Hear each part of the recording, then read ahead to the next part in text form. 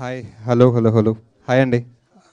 Hi అందరికీ నమస్కారం అండి. Thank you for coming.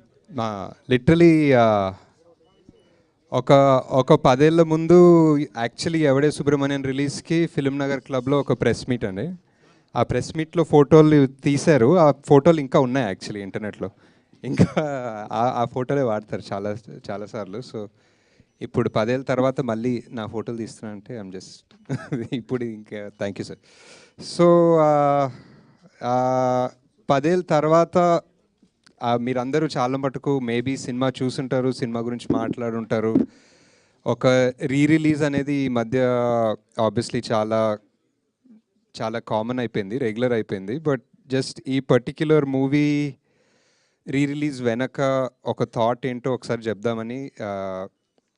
It's చాలా సినిమాలు వస్తాయండి. మేబీ ఎవడే సూర్యమణి కన్నా చాలా పెద్ద సినిమాలు వస్తాయి, చాలా బ్లాక్ బస్టర్స్ వస్తాయి. కానీ వెరీ వెరీ రేర్లీ ఒక సినిమాకి 10 ఏళ్ళ తర్వాత కూడా ఒక లవ్ అనను కానీ ఒక అటాచ్మెంట్ ఉంటుంది కదండి ఒక సినిమాతోటి. అది ఆ అటాచ్మెంట్ ఉన్న సినిమాలు చాలా తక్కువ ఉంటాయి.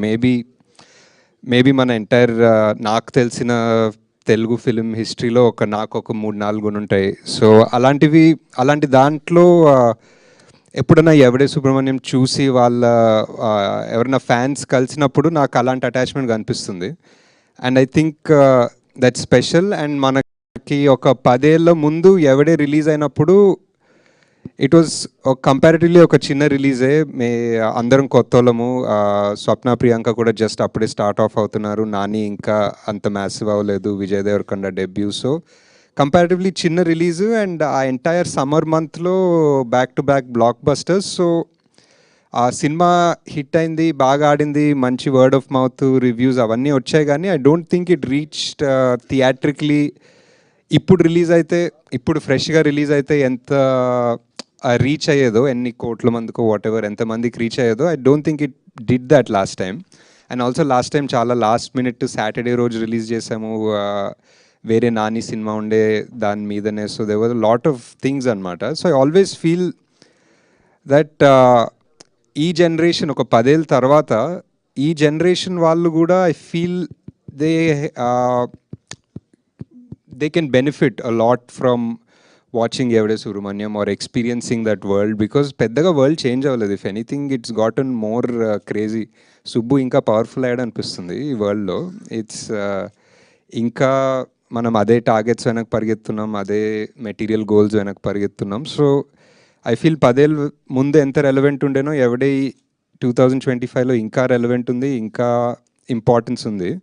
సో ఇప్పుడు ఈ రిలీజ్ వల్ల ఎంతమంది చూస్తారో సినిమా, దాంట్లో ఒక 1%, 5%, 10% మందికి కూడా if it affects them or if it makes them feel better or if it gives them ఏదో ఒక చిన్న పాజిటివిటీ లైఫ్లో వాళ్ళకి ఇస్తే I think that's great. I think we have the scope to thankfully ఇప్పుడు Vyjayanthi and me have like that bandwidth to release this movie and hope that it reaches people, not just ఏదో commercial లా కాకుండా.